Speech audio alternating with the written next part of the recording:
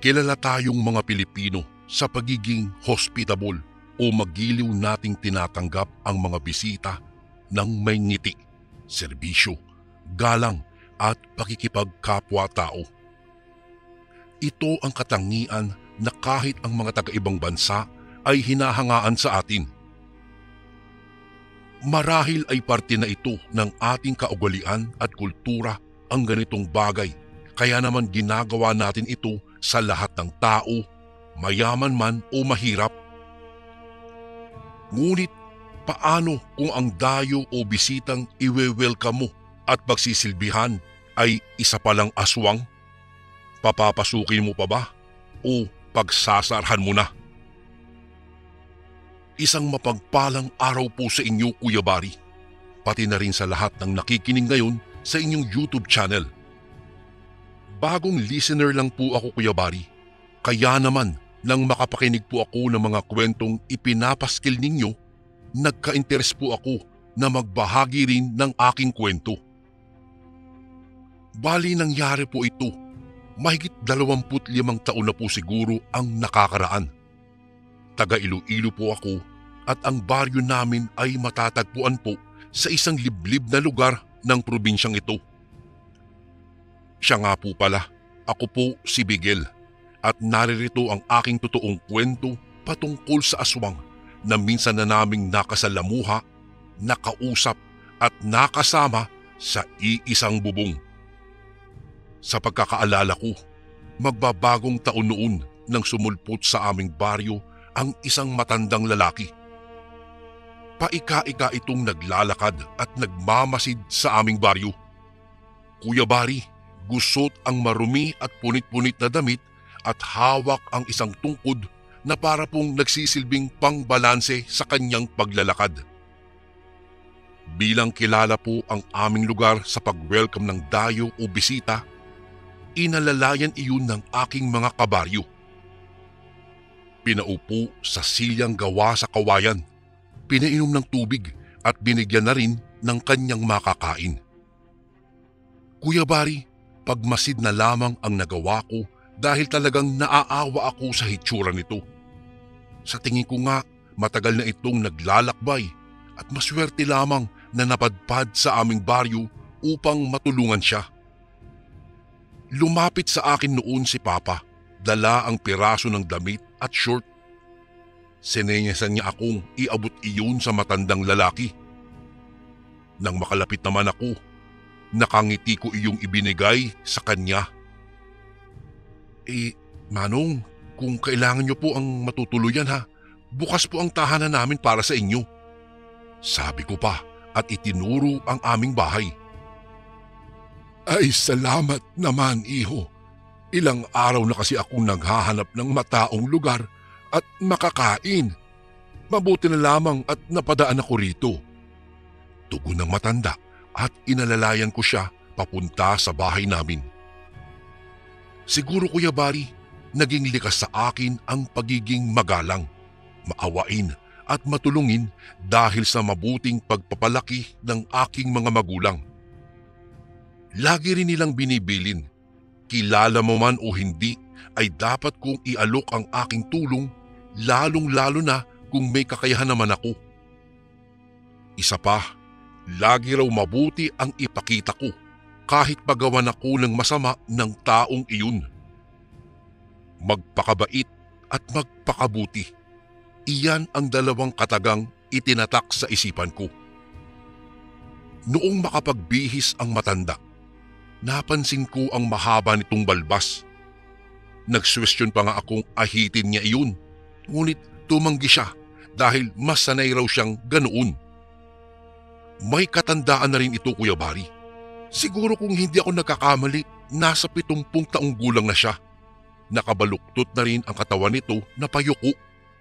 Marahil ay dahil na rin sa kanyang katandaan. Iho, ayos lang ba sa nanay at tatay mo kung patatapusin ko muna ang bagong taon bago ako umalis at umuwi sa amin? Mahinahong tanong ng matanda sa akin. Ay, opo. May bakante naman po kaming isang silid at pwede po kayo roong magpahinga at matulog. Tugon ko naman at kinuha ang mga nakatago naming ekstrang kumot at mga unan. Kuya Bari, maayos naman ang naging unang araw niya sa pananatili sa amin. Isang bagay lamang ang ipinagtataka ko.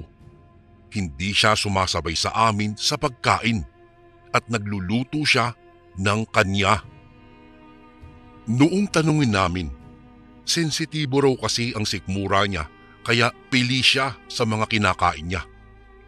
Nirespeto naman namin ang desisyon niya at mas ayos na iyon dahil para naman ito sa kalusugan niya. Napansin ko ring madalas siyang nasa silid lamang at lumalabas lamang tuwing gabi. Sabi niya, mahina ang katawan niya sa araw kaya ang paglalakad, pag-iehersisyo at pakikipag-usap ay madalas niyang gawin tuwing gabi. Noong una po wala namang naging issue sa amin. Hanggang isang araw noong sumapit ang bagong taon ay nagbago po ang lahat. Nilamon kasi ang buo naming baryo ng kababalaghan. Kinato ko siya at kinamusta sa silid upang sana ay makasabay siya sa amin sa malawakang handaan ng aming baryo, ngunit mukhang natutulog siya ng mga sandaling iyon. Hindi ko na lamang ito kinulit, Kuya Bari, at sumama na ako sa tila parang budol fight ng lahat ng aming mga kabaryo. Sobrang saya po dahil bukod sa masasarap na pagkain ay balot din ang paligid ng masasaya at nakakatuwang kwentuhan. Wala pa namang kaming kuryente noon. Gasera lamang ay sapat na upang pagsaluhan namin ang pagpasok ng bagong taon. Hindi ko rin maiwasang mapatingin sa bahay namin dahil para sa akin, sana kasabay namin ang matandang lalaki. Habang nagpapatuloy sa kinakain, isang babae ang lumapit sa amin. Duguan ang kamay nito at nagtatangis dahil sa isang kaganapan. Agad naming iyong nilapitan at naamoy ko pa ang sariwat masangsang na dugo. Naku, tulungan niyo ako! May pumatay sa anak ko! May kumuha ng katawan niya! Turan ng babae at sabay-sabay kaming nagimbal at nakaramdam ng takot. Nang tingnan nila, Kuya Bari, ang bahay ng babae, natagpuan nila roon ang ulo ng isang sanggol pero wala na nga roon ang katawan nito. Dahil doon, nataranta ang lahat. Nagkagulo at maririnig ang bulong-bulungan at ang mga usisa ng aming mga kabaryo. Ako naman po ay nagtatakbo pabalik sa aming bahay upang kamustahin ang aming bisita. Nag-alala kasi ako dahil baka may nangyari din sa kanya ng mga sandaling iyon. Pagbukas ko ng pintuan, naabutan ko siyang nakahiga roon at nakabalot ng kumot ang buong katawan. Dahan-dahan naman akong umatras at mahinang isinarado ang pinto. Sabi ko nga, sana hindi ko naistorbo ang kanyang pagtulog. Natapos ang taon namin na imbes na saya, pagtataka at takot ang bumalot sa buong kapaligiran. Nag-imbestiga na rin ang mga kabaryo sa kung sino ang maaaring salarin o gumawa ng pagpatay. Inisa-isa ang mga bahay sa baryo namin at nang amin na ang susuriin, pumagit na ako. Sigurado po akong wala sa amin ang gumawa nun, sabi ko sa grupo ng kalalakihan. Ano? Papaano naman yung matandang pinatuloy niyo sa bahay ninyo? Matapang na tanong ng isang lalaki. Ay, wala akong problema kasi po nung mangyari kagabi ang insidente, agad akong pumasok sa bahay namin. Nadatnan ko po siyang natutulog sa kanyang silid, kaya sigurado rin po akong wala siyang kinalaman sa mga naganap. Tugon ko naman dito. Hindi ko alam, Kuya Bari, pero talagang ipinagtatanggol ko ang matandang dayo sa amin. Iniisip ko ng mga sandaling iyon, paano ito papatay kung halos makuba na at paika-ika pang naglalakad? Para po sa akin, talagang napaka-imposibleng may kinalaman talaga siya. Matapos yun, bumalik kami sa bahay ni na Mama at ibinalita sa matandang lalaki ang mga nangyari. Siya nga pala, hindi nga pala namin nakuha ang pangalan niya, Kuya Bari, kaya Manong ang naging tawag namin sa kanya. Nagulat pa nga ito at halata sa mukha ang pagkatakot nang sabihin din naming pinaghihinalaan siya ng mga kabaryo namin. Ay naku, kailangan ko nang umalis. Baka madamay pa kayo dahil sa akin. Naiintindihan ko sila, kaya mabuti na rin umalis na ako sa inyong baryo. Hahanap na lang muli ako ng aking matutuluyan. Maraming salamat sa pagpapatuloy ninyo sa akin. Nakakaawang wika ng matanda sa amin. Hindi ko ba alam ng mga sandaling iyon ay talagang awang-awa ako sa kanya, Kuya Bari. Kaya naman kinalabit ko sina Papa at Mama na ipagpatuloy na lang ang pagpapatuloy sa matandang lalaki. Iniisip ko rin na baka mapahamak ito kung saan dahil may katandaan na rin ito. Sige. Pwede pa po kayong magtagal dito. Ako na po ang bahalang kumausap sa mga kabaryo namin para hindi kayo paghinalaan tungkol sa mga nangyari. Wika ni Papa sa matanda. Nang lumabas sa mukha ng matanda ang ngiti, napangiti na rin ako. Nang mga sandaling iyon, ang sarap pala na makatulong talaga sa kapwa mo kahit sa maliit na bagay lamang. Lumipas ang araw, ngunit hindi nahanap ang pumatay sa sanggol na iyon, Kuya Bari. Wala ring ebidensya ang nahanap na maaari sanang makapagturo sa suspek. Akala nga namin ay iyon na ang pinakamalala, pero nasundan pa po ito. Ang pangyayari na iyon ang nagbigay sa akin ng kaba at pagtataka. Pagkakaalala ko po, 5 ng Enero noon nang mula sa mahimbing na pagkakatulog ay nagising kaming lahat dahil naman sa sigaw ng isa pang babae. Nang labasin namin, nakita namin itong duguan at butas ang kanyang tiyan. Kuya Bari, halos masuka ako sa eksena na iyon dahil kitang-kita ko po ang ilang lamang loob nito na nakalaylay at ang pag-agos ng sariwang dugo sa lupa. Agad akong hinila ni Mama at pinilit takpan ng mga mata ko pero gusto kong malaman ang nangyari. Pagdilat ko, may mahabang dila ang nakabaon sa tiyan ko at… Hindi na naituloy ng babae ang sasabihin, Kuya Bari, at tila kinapos ito ng paghinga. Ilang sandali lamang bumagsak na ito sa kanyang kinatatayuan. Agad akong napalingon sa silid kung saan natutulog ang matanda. Sa pagkakataong iyon, Kuya Bari, hindi na pag-aalala kung hindi pagtataka at kuryosidad ang tumakbo sa aking isipan. Kahit nanginginig po dahil sa takot at nasaksihan, pinilit kong humakbang at marahang binuksan ang silid na iyon. Doon napagmasdan ko ang parehong senaryo. Nakabalot ang buo niyang katawan pero sa pagkakataong ito, bukas ang bintana. Hindi ko alam kung ano pa ang tumakbo sa isipan ko ng mga oras na iyon pero humakbang ako, Kuya Bari, at marahang hinila ang kumot. Nanlaki ang mga mata ko at napalunok ng laway dahil wala roon ang matandang lalaki. Ang nakabalot pala ng kumot ay unan na pinagduktong para magmukhang hulma ng tao. Humakbang pa ako at sumilip sa nakabukas na bintana. Humampas sa balat ko ang hangin at ilang sandali ang amoy ng isang malansang bagay. Tila amoy iyon, Kuya Bari, ng sariwang dugo ng kung anong hayop.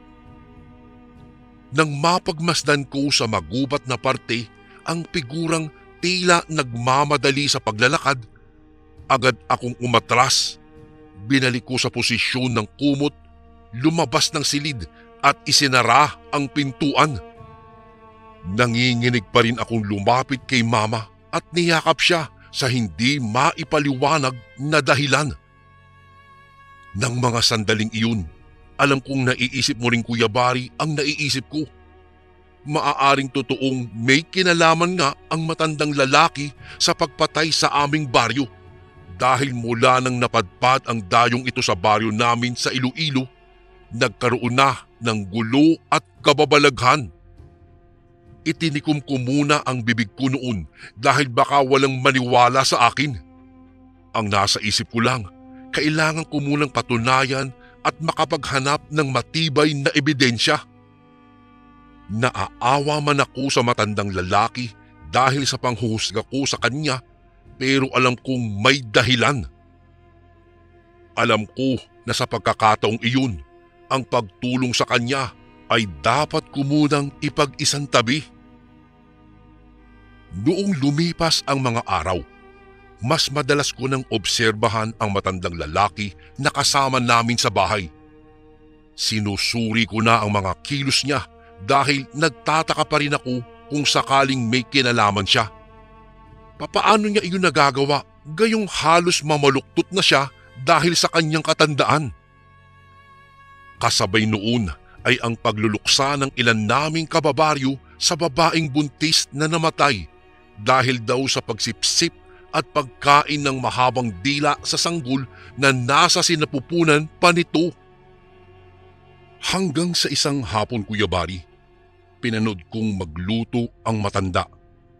Doon ko lamang napansin ang kakaiba nitong estilo. Hindi ito gumagamit ng asin at iba pang pangsahog. Halos ilaga lamang nito ang mga gulay at diretsyo na nitong inuulam. Dito po, kinabahan ako dahil narinig ko na ang ganitong kwento sa mga kaibigan ko. Ayon sa kanila, aswang lamang ang kadalasang gumagawa nito. Walang lasa daw ang mga pagkain nila dahil takot kuno ang mga ito sa asin, bawang at iba pang sahog na ginagamit sa pagluluto. Doon ko din lang naalala ang sinabi ng isa pa sa mga kaibigan ko. Ang mga aswang daw ay shape-shifter o kayang magpalit ng anyo sa wangis na nanaisin nila. Nang hapong ding iyon, Kuya Bari, wala ang aking ama't ina dahil tumulong ito sa pagpapalibing ng babaeng namatay at gabi na raw kung makakauwi dahil mamimili pa raw sila ng pagkain sa bayan. Sadyang nagpaiwan din ako dahil gusto kong malaman ang buong katotohanan. Gusto ko talagang patunayan kung talaga bang may kinalaman ang matandang lalaki sa lahat-lahat. Kung aswang nga ba ang taong dayong ito na nakituloy sa aming pamamahay. Magtatanong lang po sana, saan po ba talaga kayo nakatira? May pamilya po ba kayo? Kakilala? Naitanong ko yun, Kuya Bari, bilang parte na rin ng pag-iimbestiga sa kanya.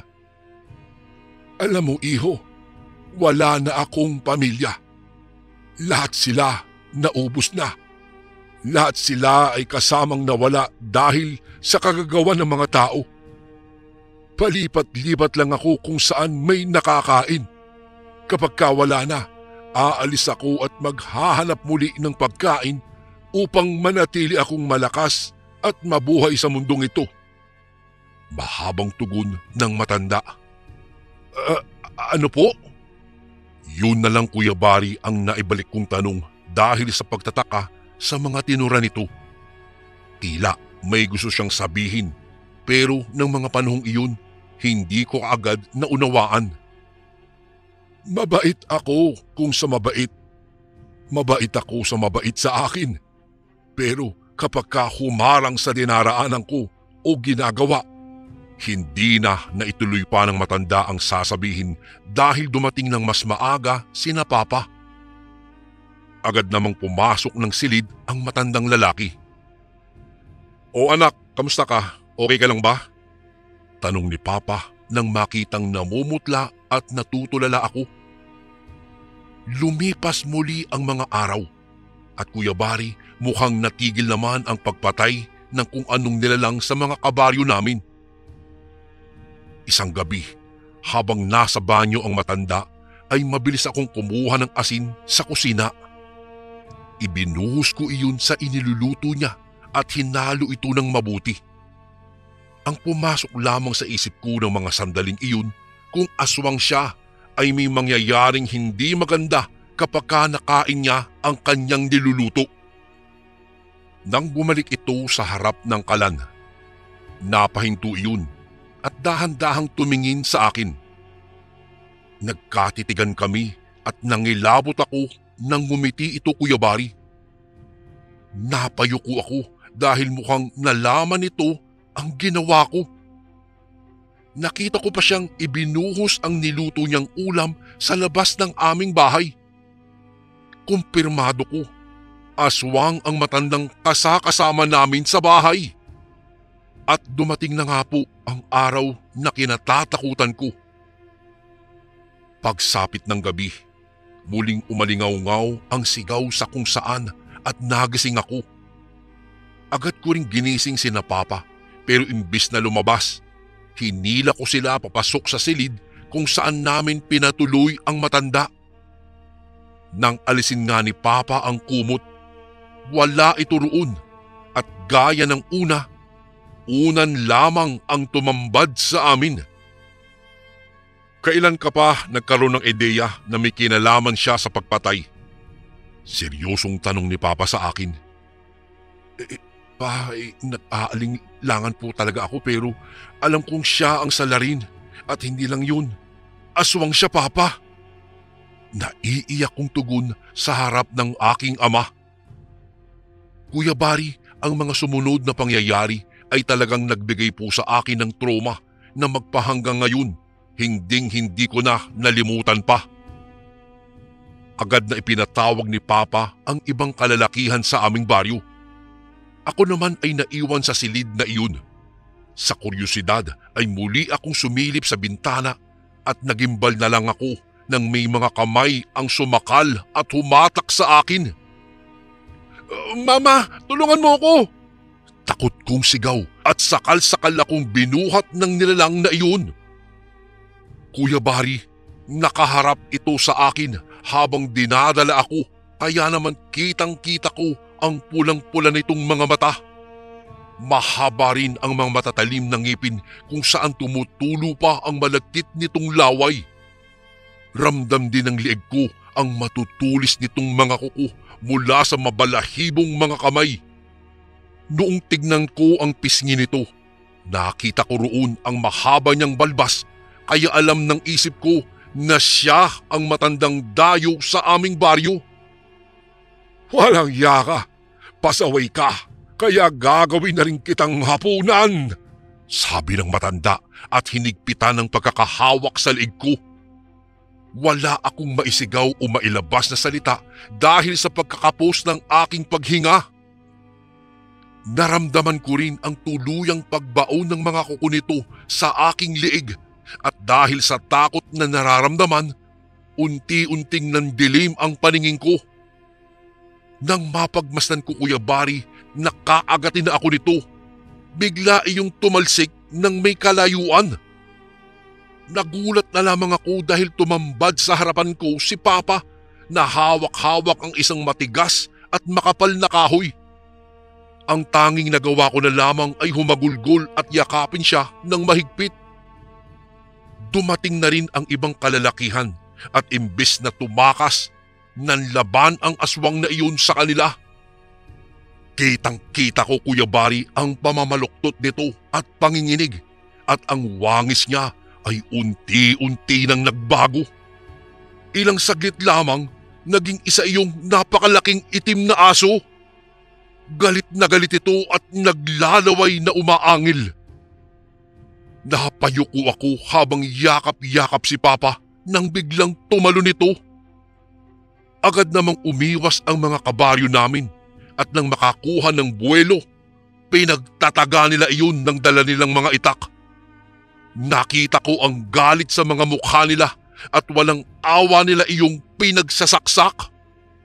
Sa pagkakataong iyon, Kuya Bari, ang awa ko sa matanda noong una ko itong makita ay biglang nawala na. Nawala at napalitan ng saya dahil sa wakas nahuli na ang salarin sa pagpatay at mabibigyan na ng hustisya ang mga yumao sa amin. Akala ko rin ay tapos na, ngunit biglang umungol ang matanda na naging aso at nang iangat nito ang kanyang katawan. Kita ko po kung papaano magtalsikan ang aking mga kabaryo. Lumipat ang tingin nito sa kinalalagyan namin ni Papa at mabilis na sumugod. Isinangga ni Papa ang kanyang kamay, kaya't nakagat iyon ng malaking aso at bumuon doon ang matatalim nitong mga pangil. Napanganga na lang ako, lalo na nang makita ko ang pagdaloy bigla ng dugo roon at ang pagsigaw ng aking ama dahil sa sakit. Sa galit ng aso ay mas lalo niyang ibinaon pa iyon. Pinilit kong maging matatag at matapang, Kuya Bari, at kahit patpatin ako, kinuha ko ang dalang kahoy ni Papa at malakas ko iyong inihampas sa galit na aso. Hindi ito bumitaw, kaya pinagpatuloy ko pa at nilakasan ko pa ang aking paghampas. Ilang sandali, nakita ko muli ang paglapit ng mga kabaryo namin at pinagtataga nila ito.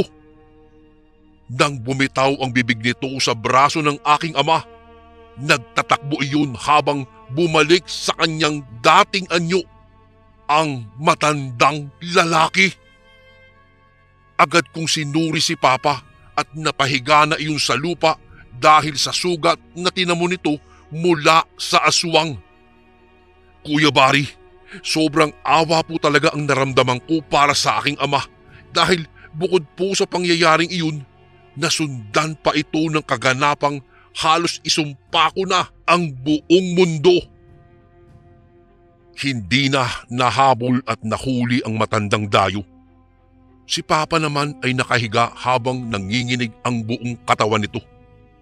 Naglabasan na rin po ang malalaking ugat sa katawan nito at panay ang tingin sa paligid na animoy may kinatatakutan. Araw-araw akong umiiyak habang pinagmamasdan siya dahil wala kaming magawa. Lumawas na rin si Mama sa kabilang baryo upang tumawag ng magaling na albularyo. Noong dumating ang albularyo, aakalaing mong may sunog sa bahay dahil sa mga usok na nagmumula sa kanyang palayo at mga dahon. Marami rin siyang ipinahid na langis sa buong katawan ni Papa, pero Kuya Bari, walang nagbago at tila mas lumala pa nga ang kalagayan ni Papa. Nako, kumalat na ng laway ng aswang na iyon sa buong katawan ng Papa mo. Ilan din ang kaalaman ko sa mga aswang, kaya wala na rin akong magagawa. Salaysay ng albularyo. At dahil doon, Kuya Bari, dumaloy ang mga luha sa mga mata ko at mahigpit kong niyakap ang aking ama. Nagpasalamat ako rito sa pagtatanggol at pagliligtas sa akin. Yumakap na rin si Mama at halos iyakan lang namin ang naririnig sa tahanang iyon. Lumipas ang ilang oras. Halos mamaluktot na si Papa at ilang sandali lamang nalagutan siya ng hininga. Kuya Bari, sobrang sakit po. Sobrang sakit na mawala ng Papa na ang may kagagawan pa ay ang tao o nilalang na pinatuloy lang namin sa aming bahay, pinakain at tinulungan. Dahil nga dyan, halos tanungin ko pa ang Diyos. Lagi kong tinatanong sa Kanya, naging mabuti naman kami sa lahat. Naging mabuti naman akong anak at bata. Pero bakit kinuha niya si Papa sa akin? Magpahanggang ngayon, Kuya Bari, kapag ka inaalala ko, pakiramdam ko ay patuloy akong hinahabol ng bangungot na iyon sa pangyayari at lalong-lalo na ang pagkamatay ng aking ama. Siguro, oo, nabigyan siya ng hustisya dahil noong namatay si Papa, natagpuan din ang bangkay ng dayong matanda. Hindi kalayuan sa aming baryo rito sa Iloilo. Sabi nga ng mga kaibigan ko, ganoon daw talaga. Ang nalawayan kapag ka napatay mo ang nakalaway ay tiyak na mamamatay rin siya. Kung meron lang daw sanang bantog na albularyo sa amin, ay baka kapiling ko pa si Papa hanggang ngayon. Kaya simula noon, Kuya Bari, nag-aral ako ng mga ganoong bagay. Inaral ko po ang panggagamot, paglaban sa mga kulam, barang, lalong-lalo na sa aswang. Hindi pa man po ako matatawag na bantog, pero dito po sa aming baryo ngayon sa Iloilo, kilala po ako bilang isang manggagamot. Marami na pong dumadayo sa amin upang magpagamot o kumonsulta. Hindi po ako humihingi ng kahit anong bayad. Ang mahalaga po para sa akin, makatulong dahil iyon ang itinuro ng aking ama sa akin. Sa pamamagitan din ito, pakiramdam ko ay mas nabibigyan ko ng hustisya pa ang pagkamatay ng aking ama. Sana sa susunod na may pagkakataon po ay maibahagi ko naman ang aking kwento bilang isang albularyo. Sana po mapagbigyan niyo po, Kuya Bari, at handa po akong isalaysay kung saan, kailan at papaano ako naging albularyo. At sa mga nakikinig naman po ngayon, sana po naging aral din sa inyo ang aking kwento. Sana po may napulot kayo at magamit ninyo sa kanya-kanya niyong mga buhay. Isang aral din po pala ang nakuha ko. Ang pagtulong ay dapat talagang maging likas sa atin. Ngunit ang pagtulong ay dapat ding naaayon sa nangangailangan o sinasabi nga nilang doon sa mga tunay na nangangailangan lamang. Kuya Bari, dito ko na po tatapusin ang aking kwento. Sana po ay maitampok niyo po ito sa inyong channel. Maraming salamat po kung sakaling mabasa niyo po ito sa mga darating na araw at God bless po sa lahat ng nakikinig ngayon. Lubos na gumagalang, Miguel.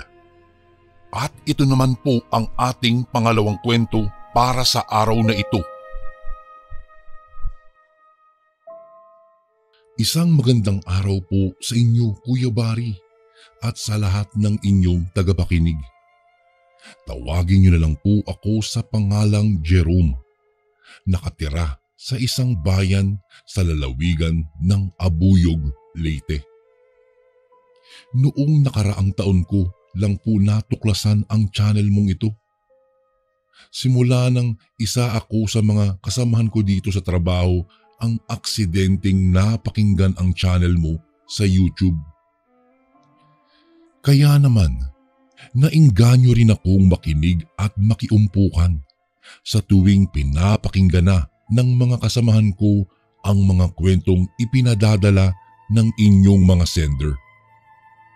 At dito nga'y naisipan ko ring ibahagi po sa inyo, Kuya Bari, ang aking karanasan noong minsang nakasaksi ako ng isang kababalaghan. Siya nga po pala, Kuya Bari, isa po akong OFW dito sa bansang Qatar. Nagtatrabaho ako bilang isang foreman dito sa isang construction dito sa bansang Qatar. At para mawala ang pagka-homesick ko sa ating bansang sinilangan, ay palagi na akong nakikinig ng mga kwentong kababalaghan at katatakutan sa mga paborito kong narrators na nagsasaboses ng mga kwentong ipinapadala ng mga kapwa ko Pilipinong sender. At isa po kayo sa top 5 na narrators na paborito ko, Kuya Bari. Kaya naman, sana po'y mapiling niyong basahin at maere ang aking karanasang ito. Naganap po ang pangyayaring ito sa aking buhay taong 1982 at ang edad ko po noon ay 14 na taong gulang pa lamang. Dahil sa hirap ng buhay namin noon ay nanilbihan ako sa aking tiyahin na si Tia Norma, kapalit ng pagpapaaral niya sa akin. Ito pong aking Tia Norma, Kuya Bari, ay nakatira sa paahan ng bundok at kasama niya ang kanyang pamilya. Simple lang naman ang kanilang pamumuhay, ngunit mas nakalalamang sila sa amin dahil sa may lupain ang kanyang asawa na pinagkukunan ng panghanap buhay. Mabait po naman si Tia at ang kanyang asawa. Maging ang anak niya ay hindi na rin iba ang turing sa akin. Hindi ho katulad ng ibang kamag-anak ko na kung ituring ang kanilang mga pamangkin ay akala mo'y ibang tao. Lalong-lalo na kung sila ang gumagastos sa pag-aaral nito. Hindi ko naman po nilalahat ito, Kuya Bari, subalit may ganoon ho talagang ibang tiyahin na akala mo kung sino porket sila ang nagpapaaral sa pamangkin nila. Balik po tayo sa kwento ko. Kapag wala akong pasok sa eskwelahan, ay palagi ho akong sumasama kay Tio Simo tuwing umaakyat ito ng bundok upang manguha ng pagkain. Isang gabi, habang nasa kasarapan ako ng aking tulog, bigla na lamang akong nagising dahil sa may narinig akong tunog ng isang kalesa. Ito po ay nagpapabalik-balik malapit sa aming bahay. Kaya naman, hindi muna ako kumilos mula sa pagkakahiga ko at mariing pinakinggan ang ingay na iyon. Sa kadahilanang para talagang iyong kabayong may karay-karay na kalesa.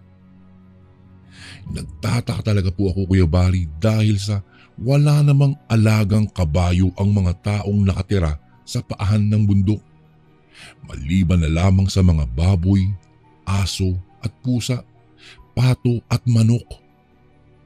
Iyon ang mga kadalasang alaga ng mga taong nakatira malapit sa bahay ni Tia. Akmang tatayo na sana po ako nang sa bigla na lamang akong nakarinig ng isang halinghing ng kabayo. Tandang-tanda ko pa na sobrang nakakakilabot ang halinghing na iyon, na talagang nagsipagtayuan ang mga balahibo ko sa aking batok. Kaya, imbis na tatayo ako upang tingnan kung ano iyon, ay nagtalokbong na lamang ako ng aking kumot at nagsumiksik sa gilid ng higaan. Hanggang sa hindi ko na namalayang nakatulog na pala ako ulit. Kinabukasan, nabungaran ko ang iilang kapitbahay ni Tia Norma na nag-uusap sa labas ng bahay. Nagkwekwentuhan ang mga ito tungkol sa narinig nilang tunog ng kalesa kagabi at iyong nakakahilakbot na halinghing ng kabayo.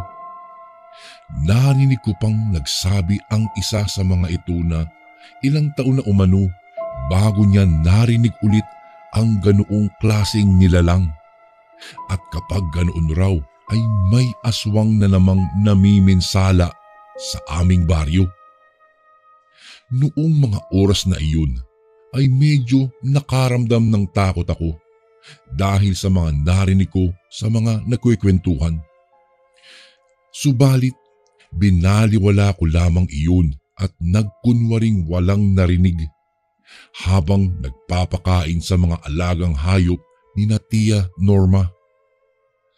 Hoy Jerome, narinig mo ba yung usap-usapan ng mga kapitbahay natin? Bungad na tanong sa akin ng pinsang kong si Makoy nang matapos na akong magpakain ng mga hayop at kasalukuyan na akong naguhugas ng kamay sa poso. Ay, oo, insan. Naku, huwag ka nga magpapaniwala dyan. Hindi naman totoo yung mga sinasabi nila. Baka may naligaw lang na kabayo dito sa atin. Wika ko sa aking pinsan. Sabagay, tama ka.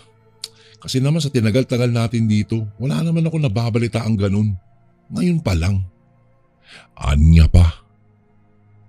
Matapos kong maghugas ng kamay, ay agara na akong pumasok sa loob ng bahay. upang makapagbihis ng uniforme at papasok na sa eskwelahan. Kinahapunan, habang naglalakad ako pauwi ng bahay ni Tia Norma, may nakasalubong akong isang matandang babae sa gilid ng daanan. Malayo pa lang ang matanda ay tila matalim na itong nakatitig sa akin. Kaya naman iniiwas ko na lang ang aking paningin at ibinaling na lamang sa iba. Makalipas lang ang ilang sandali ay nakakalanghap na ako ng mapanghing amoy na nanggagaling sa matanda. Kaya naman habang paparaan ako rito ay pinigilan ko ang aking paghinga at nagmamadali ng maglakad. Pagkalagpas ko naman sa matanda ay saka pa lamang ako nakahinga ng maluwag at napaisip ng, anak ng, ano ba namang klaseng matanda yun? Bakit napakapanghinang amoy? Hindi ba nagpapalit ng panty yun? Noong lumingon na ako upang tingnan sana ulit ang matanda, nang sa bigla akong nagulat at nanlaki ang aking mga mata sa kadahilanang wala na ang matandang babaeng kararaan lamang. Sandali pa akong huminto at hinagilap ko kung nasaan na iyon.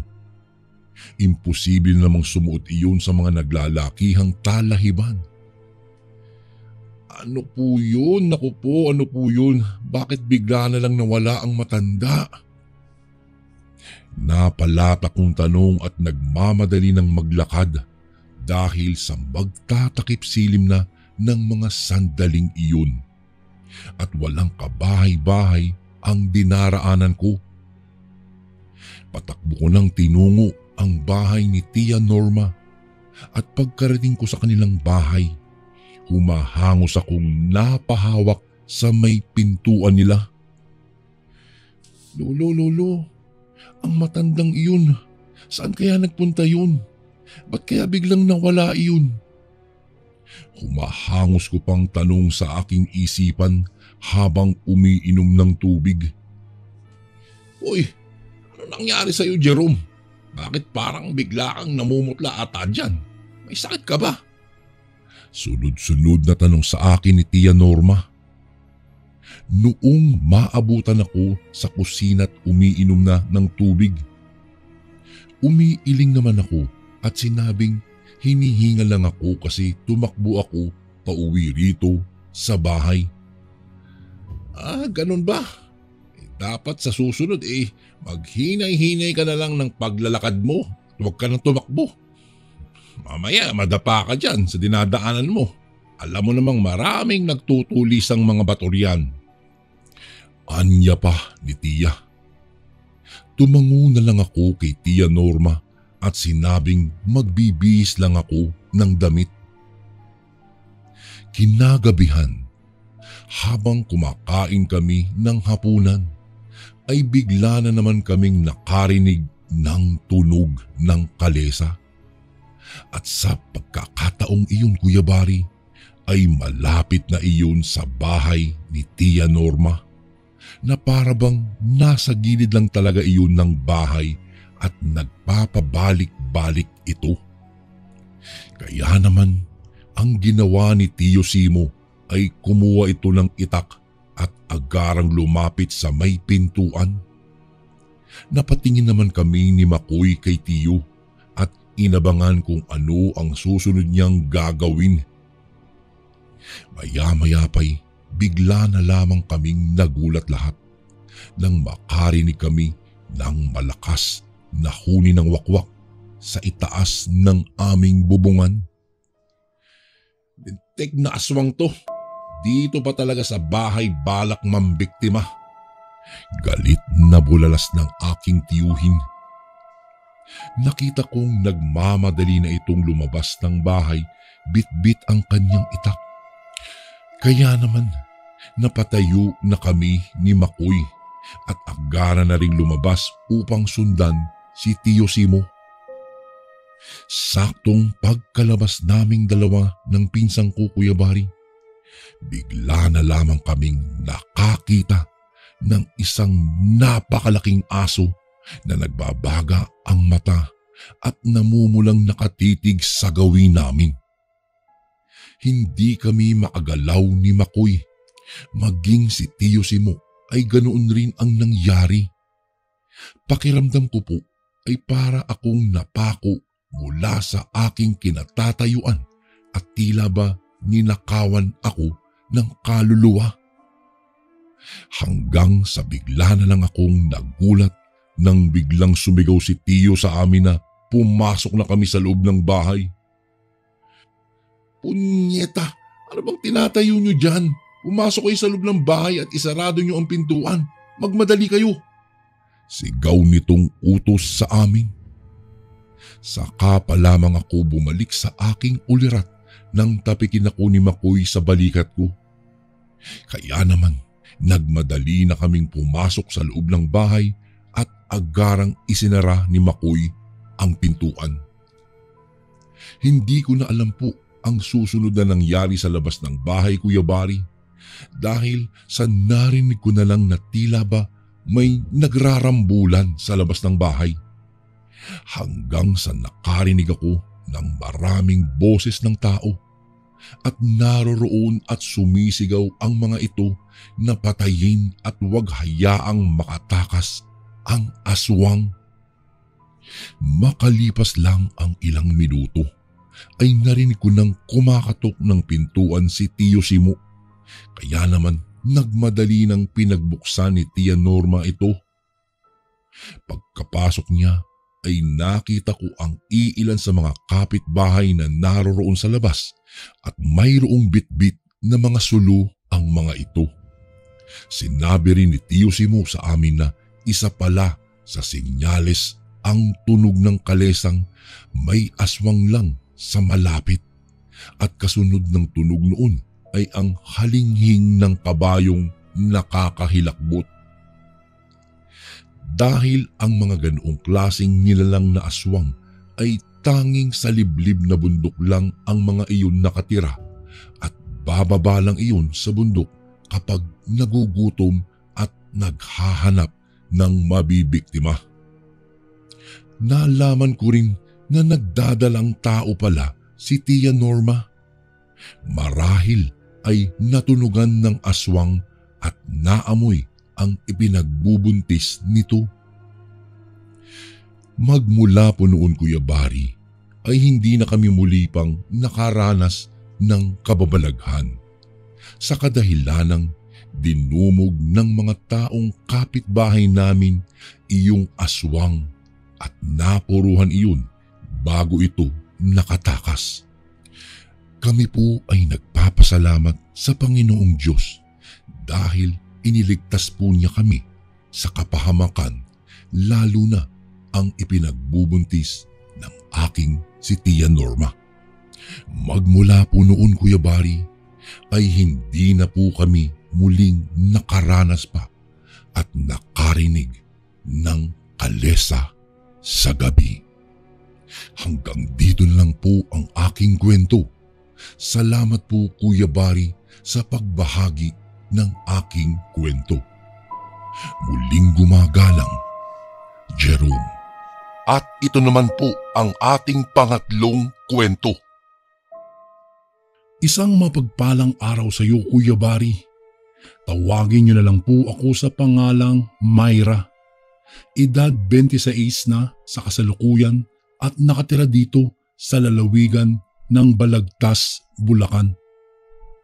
Nais ko lang pong ibahagi sa inyo ang karanasan ng aking lolo Temyong noong minsang nakipaglaban siya sa isang aswang na albularyo sa kanilang baryo. Bale, Kuya Bari, nangyari po ito dekada 50 at noong mga panahong iyon ay kasalukuyan ng manggagamot itong si Lolo Temyong.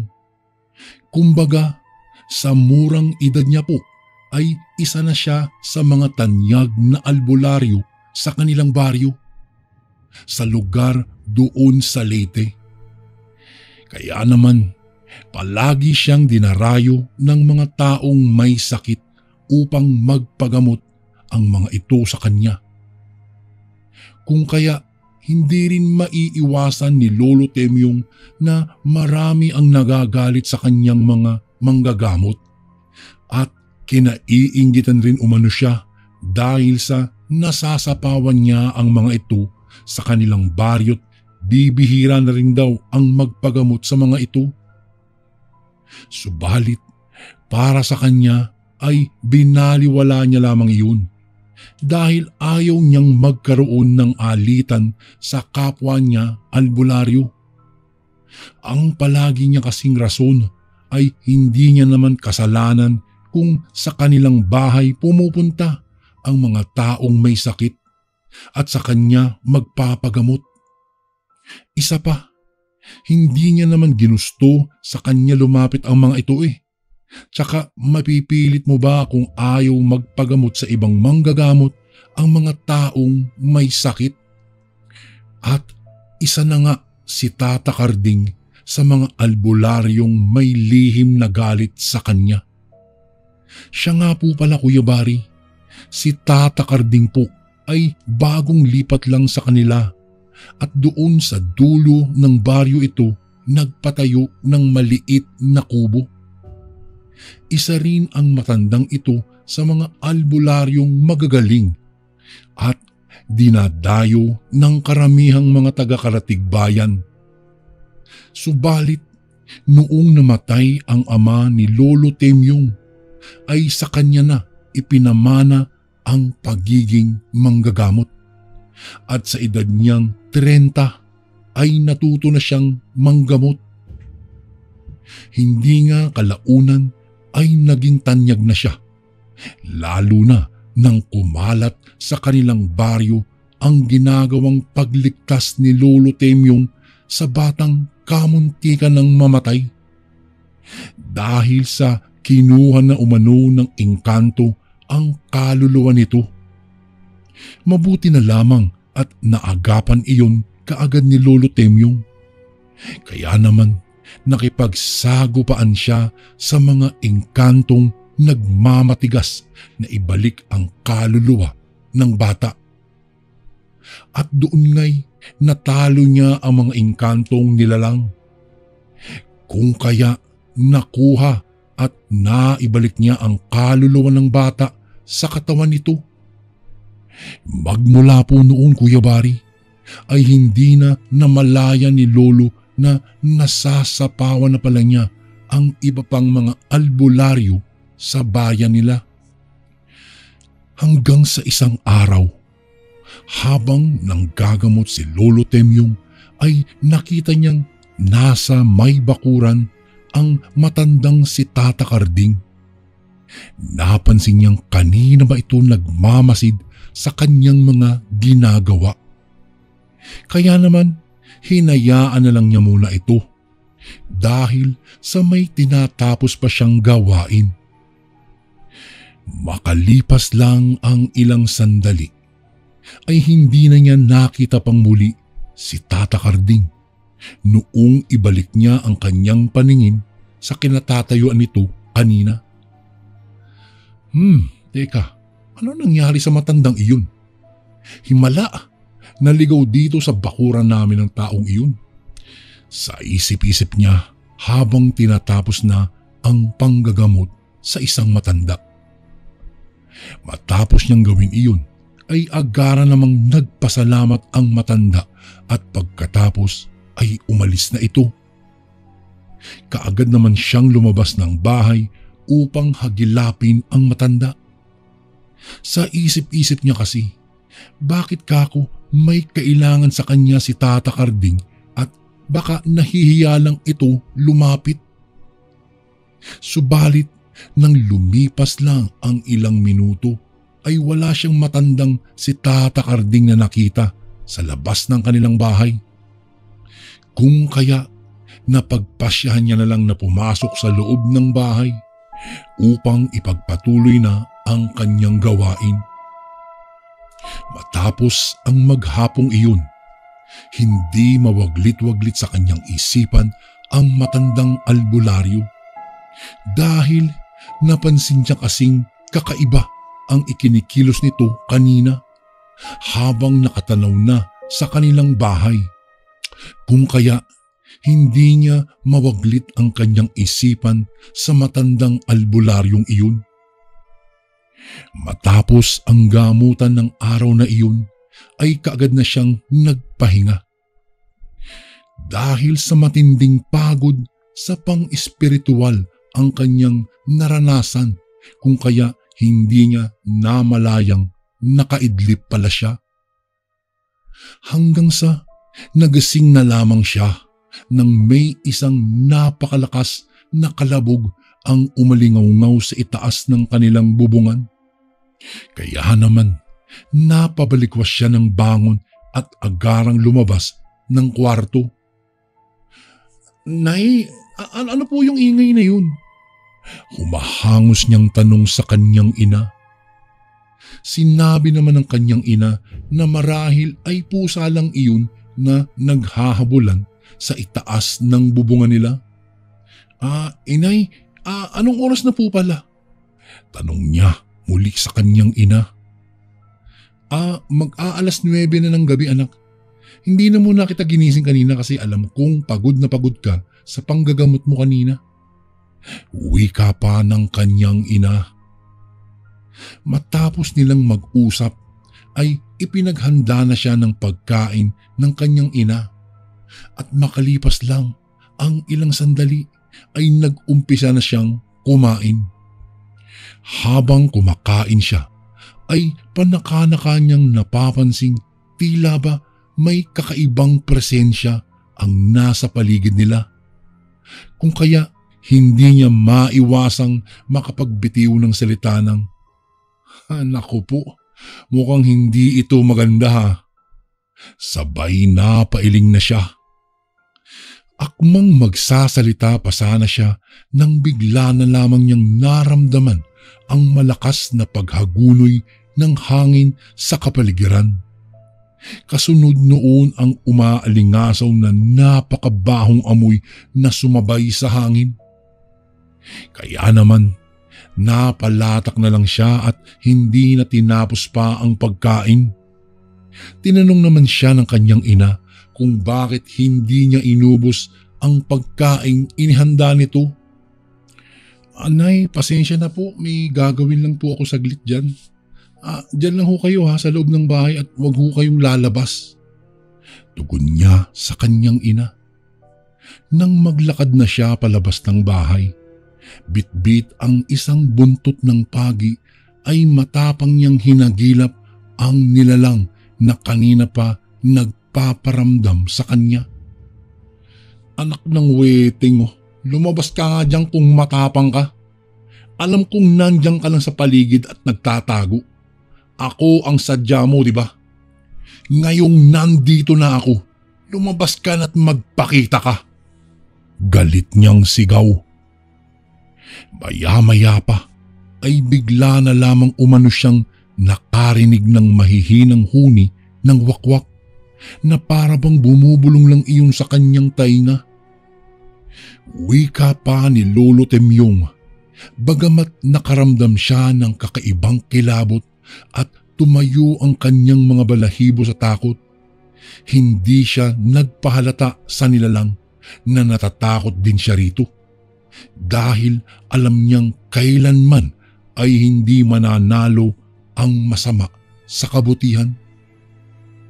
Makalipas lang ang ilang sandali ay may natanaw siyang isang matandang lalaki at nakatayo ito malapit sa may puno ng niyog. Pulang-pula ang mga mata nito't nagbabagang ng lilisik na nakatitig sa kanya. Kaya naman, bahagya siyang napaatras at dahil sa pagkabigla. Ngunit noong titigan na niya ang matanda, ay doon lang niya napagtantong tila ba pamilyar sa kanya ang hitsura nito. Kaya sandali pa siyang nag-isip kung saan niya nakita ang matandang iyon. Noong nahihinuha niya kung anong klaseng nilang ang matandang iyon, ay doon na siya nakaramdam ng kakaibang kilabot sa sarili.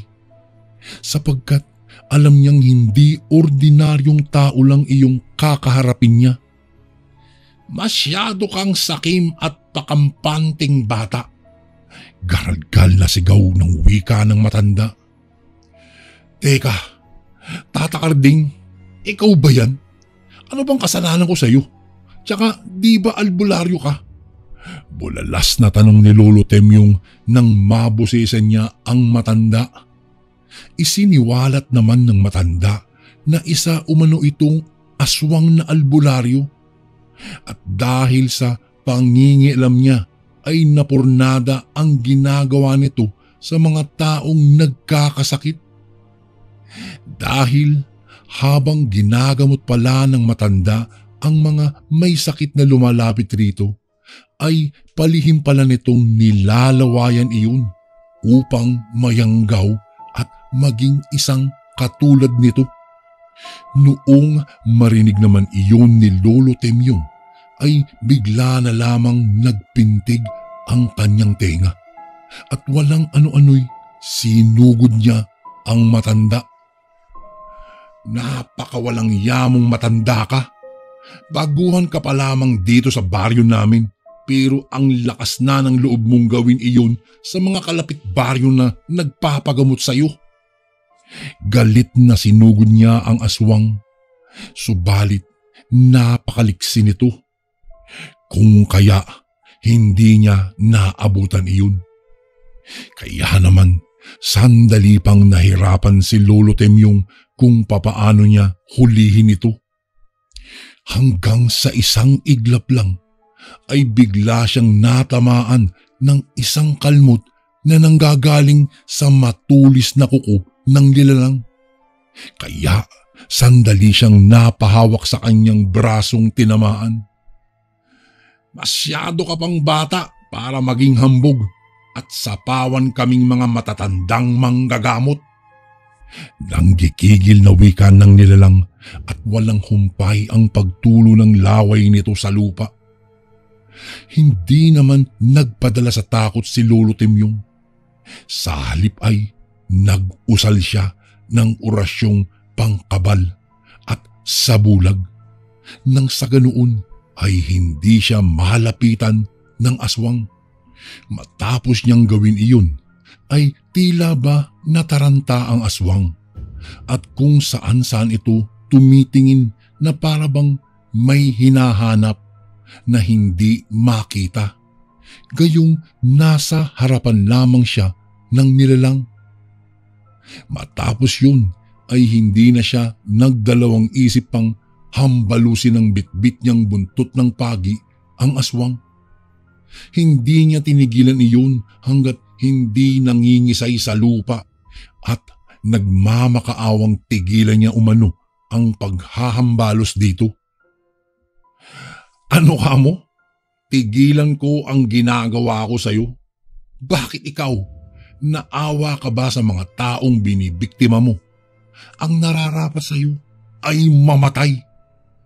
Galit na sigaw ni Lolo Temyong. Pilit namang gumagapang ang nilalang hanggang sa tuluyan na itong makalayo. Hinayaan lang niya iyon at hindi na niya sinundan pa. Dahil alam niya namang hindi na aabutan pa ng kinabukasan ang matanda. Dahil sa natamo nitong mga sugat sa buong katawan niya. Dahil sa nakamamatay ang buntot ng paging ginamit niya rito. Kinabukasan niya ay nabalitaan na lang ni Lolo Temyong mula sa kanyang mga kabaryo na namatay na ang albularyong si Tata Karding. Marami naman ang kanyang mga naririnig na haka-haka. Inakyat umano ito ng magnanakaw sa bahay nito at ninakawan. Subalit lumaban raw ang matanda kaya pinaghahambalos ito at binugbog. Kung kaya iyon ang naging dahilan ng kamatayan nito. Napapailing na lang si Lolo Temyong dahil ang hindi alam ng mga tao ay isang aswang na nagpapanggap na albularyo ang matandang si Tata Karding. Magmula po noon, Kuya Bari, ay bibihira na lamang ang mga nagkakasakit sa kanilang baryo. Maging sa kalapit baryo rin. Ipinagpatuloy pa rin ni Lolo Temyong ang kanyang panggagamot hanggang sa tumanda ito. Matapos pumanaw si Lolo Temyong, ay wala nang nagmana pa sa pagiging manggagamot niya. Halos ang buong baryo sa kanila ay nakiramay noong pumanaw ang aking Lolo Temyong. Lahat ng taong naroroon ay nagpapasalamat sa lahat ng tulong na ibigay ng aking Lolo Temyong sa kanila. Hanggang dito na lang po ang aking kwento, Kuya Bari. Maraming salamat po. Gumagalang, Myra. And again, maraming salamat po mga kasundo. Don't forget to subscribe and i-click nyo lang po yung bell na button para updated po kayo sa mga upcoming videos namin na paparating. Maraming salamat po ulit. God bless and ingat po lagi dyan. Ito po si Kuya Bari at ako ang sundo.